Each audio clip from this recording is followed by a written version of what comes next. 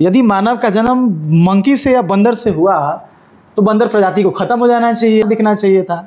ऐसे कैसे हो गया? ये बड़ा कंफ्यूजन है। नहीं, कंफ्यूजन नहीं है इसमें। बड़ा जो हमारे पूर्वज रहे हैं बहुत आगे चल रहे थे। वो मतलब उनके अंदर दूरदृष्टि था। नहीं, उनका जो विज्ञान था, अच्छा, उनका जो आज हमसे बहुत आगे था।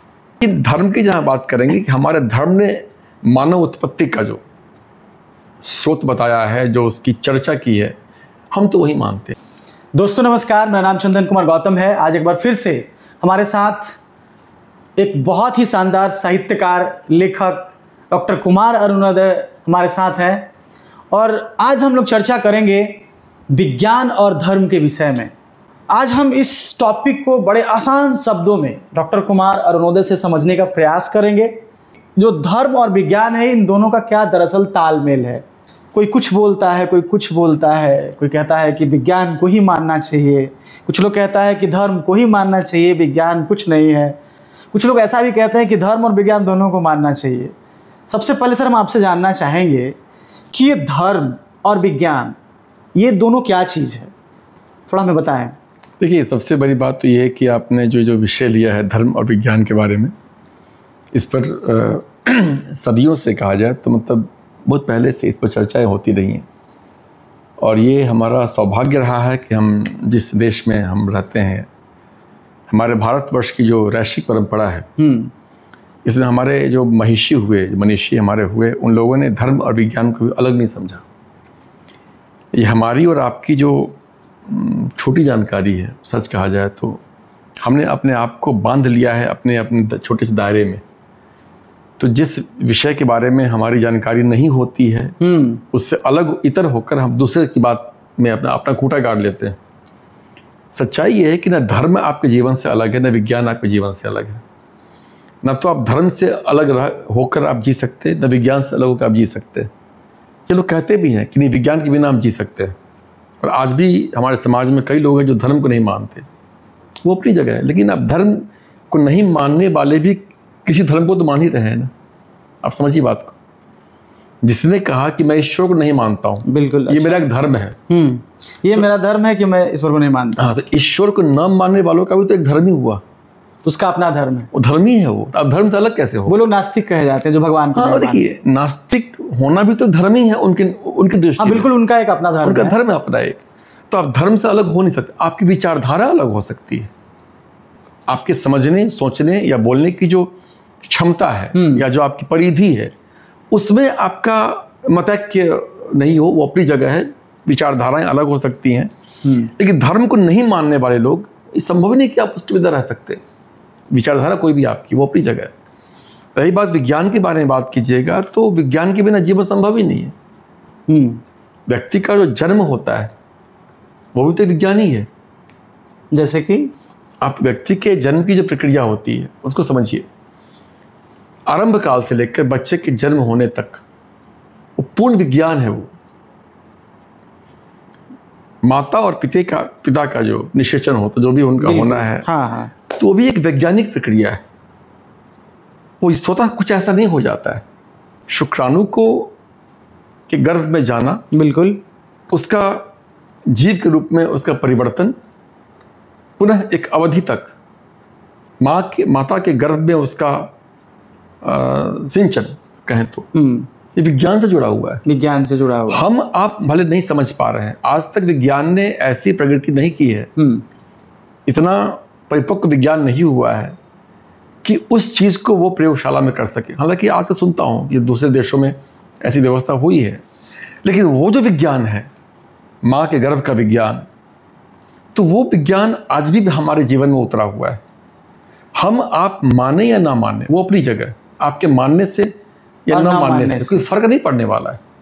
जो है फर्क इतना ही पड़ेगा। अगर आप ये कह दो कि मैं बिना वायु के जी सकता हूँ, मैं बिना रोशनी के जी सकता हूँ, तो पॉसिबल नहीं, आप संभव नहीं है। आप जी कर देखिए ना। आप ठीक है, आपने योग साधना कर ली, आप हठ मार्ग में जाकर आपने जो हठधर्मिता करके आपने कुछ समय के लिए आपने अपनी सांसों को रोक लिया, वो हठधर्मिता कहते हैं उसको। हठ योग कहते हैं। हाँ, बिल्कुल। तो वो आप कर सकते हैं, वो आप लेकिन जी नहीं सकते उसके बिना। आप यह नहीं कह सकते कि मैं जी लूंगा। जीना मुश्किल है। हाँ, तो धर्म की और विज्ञान की अगर आप तुलनात्मक बात करें तो मुझे लगता है धर्म ने आपको बताया जीना कैसे। हम आते हैं उस मुद्दे पे। हाँ। हम उस मुद्दे पे आते हैं। हाँ। दरअसल इस दुनिया में आप जानते ही, हम लोग जानते हैं कि दो तरीके के लोग होते हैं। जो धर्म के मानने वाले लोग हैं, ठीक है, कहते हैं कि जो डार्विन का सिद्धांत है कि मानव का उत्पत्ति मंकी से हुआ, उसका जैसे बढ़ा आगे की ओर तो बंदर से पैदा हुआ, धीरे धीरे धीरे मानव का रूप ले लिया, पूंछ वगैरह सब खत्म होता गया, अब एक कंप्लीट मानव बन गया। जो धर्म के मानने वाले लोग हैं इसको सिरे से खारिज कर देते हैं। सही। कहते हैं कि ऐसे नहीं हो सकता है। यदि मानव का जन्म मंकी से या बंदर से हुआ तो बंदर प्रजाति को खत्म हो जाना चाहिए, दिखना चाहिए था। ऐसे कैसे हो गया? ये बड़ा कन्फ्यूजन है। नहीं, कन्फ्यूजन नहीं है इसमें। बड़ा हमारा जो धर्म रहा, जो हमारी धार्मिक लोकोक्ति रही, या हमारा जो धार्मिक जो मेरा अन्वेषण रहा है, इतिहास के जो हमारे मनीषी महिषी हुए, डार्विन जी बड़े सम्मानित वैज्ञानिक हुए, उन्होंने दुनिया को बहुत कुछ नया दिया। या आप सही कहा आपने कि अगर हमारा जो रूपांतरण हुआ है, अगर वानर या बंदर प्रजाति से आगे बढ़े हैं तो ठीक है। एक वर्ग था वानरों का जो परिष्कृत होकर मानव बन गए, मैं मानता हूँ। चलिए, एक बात मैं मान लिया आपकी बन में, ठीक है। उसके बाद जो दूसरी जो खेप है वानरों की, वो मानव क्यों नहीं बन पा रहे? अगर वानर या बंदर जो बोलिए आप, उसको दोनों में फर्क है।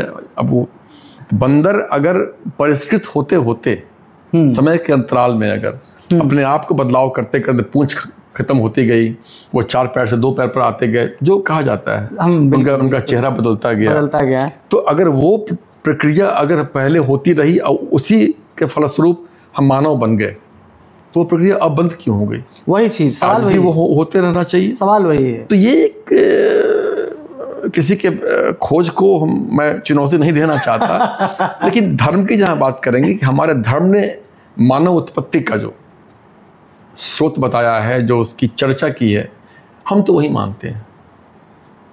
क्योंकि अगर कल ऐसा हो रहा था तो आज भी वैसा होना चाहिए, आज वो ऐसा होता नहीं। इसका मतलब कहीं ना कहीं वही लोगों का कहना है कि ये बड़ा कंफ्यूजन वाली नहीं, कंफ्यूजन इसलिए होता है कि नहीं, वो एक मानसिकता हमारी है। हम कुछ, जैसे अगर आप रोज़ अपने घर में कुछ खाना खा रहे हैं, चावल दाल सब्जी आप घर में खाना खा रहे हैं, वही खाना आप अगर बाहर खाने चले जाएं तो आपको स्वाद में एक बदलाव लगेगा। खाना वही होता है। बिल्कुल। तो हमारी जो मानसिकता है, ये हमारा दुर्भाग्य भी रहा है कि हमने अपनी संस्कृति को, अपने संस्कार को क्षरित होते हुए देखा है। हम उसको आनंद लेते हैं कि जो हमारा जो पूर्व का जो हमारे संस्कार हैं, जो हमारी दैशिक जो हमारे संस्कार हैं, जो हमारी संस्कृति रही है, हमने उसको हमारा एक वर्ग ऐसा है जो उसको हीन भावना से उसको मानते हैं। और जो पाश्चात्य है, जैसे पाश्चात्य की जो खोज है, जो उनका अन्वेषण है, हमने हमेशा उसको शिरोधार्य किया है। जैसे आप देखिए, गैलीलियो जब भी आए, विज्ञान की मैं बात करूं, लोगों ने कहा कि गैलीलियो ने बताया कि हमारे 9 ग्रह हैं, जो भी कुछ है। मुझे लगता है कि उनके आने के हजारों साल पहले हमारे ग्रंथों में, हमारे शास्त्रों में ये लिख दिया गया था कि हमारे कितने ग्रह हैं। और जब दूरी मापने की बात करें अगर, तो उस समय उनके पास बड़े बड़े दूरबीन हो, जो भी कुछ हो, मुझे नहीं पता, उन लोगों ने किया। लेकिन गोस्वामी तुलसीदास जी ने जो हनुमान चालीसा में जो वर्णन किया है सूर्य और पृथ्वी की दूरी, उनके पास कौन सा यंत्र था उनका? इसको क्या मानते? ये देखिए, उन लोगों ने कैसे किया? मैं बता, उस समय भी उनकी जो समझ थी, उनकी जो गणना थी, वो अधिक परिष्कृत थी। और आज के ज़माने से बहुत आगे थे वो लोग, जो हमारे पूर्वज रहे हैं, बहुत आगे चल रहे थे वो। मतलब उनके अंदर दूरदृष्टि था। नहीं, उनका जो विज्ञान था, अच्छा, उनका जो आज हमसे बहुत आगे था। आज हम उनके शतांश भी नहीं है शायद। बिल्कुल। उस समय उनके पास में पुष्प विमान था। जो रावण की बात होती है कि रावण पुष्प विमान से आए, ऐसा किया वैसा किया, जो माँ सीता का हरण किया। फिर जब प्रभु श्री राम लंका विजय के बाद जब अयोध्या वापस आए तो विमान से आए, उसके साक्ष्य मिलते हैं, अभी भी साक्ष्य मिलता है। केवल किंवदंतियां नहीं है कि भाई ऐसा हुआ होगा, once upon a time there was a king, ऐसा नहीं है। हाँ, बिल्कुल। उसके साक्ष्य आज हैं, आज दिखते हैं, वैज्ञानिक साक्ष्य उसके, कई ग्रंथों में उसकी चर्चा हुई है। और आप अगर 1000 साल पहले के कुछ अगर शिलालेख देखें तो आज भी उन शिलालेखों पर उस समय के उन घटनाओं की जो कलाकृतियां हैं दिखती हैं। तो कुछ तो ऐसा हुआ होगा जो किसी ने उन चित्रों को, उस घटनाक्रम को उकेरा होगा। आज हम कुछ भी करते हैं, तब पेंटिंग बनाते हैं या उसको कहीं से कुछ करते हैं, उससे भी कुछ। तो हमारी जो संस्कृति रही है बड़ी परिष्कृत रही है, बड़ी तब ऊपर की बात रही है वो। तो हम उस समय का जो विज्ञान था निश्चित रूप से हमारे आज के विज्ञान से बहुत आगे था। बाकी लेकिन उस विज्ञान को समझने के लिए, उस समय के विज्ञान को समझने के लिए आपके भीतर में आपके धर्म के प्रति आस्था होनी चाहिए।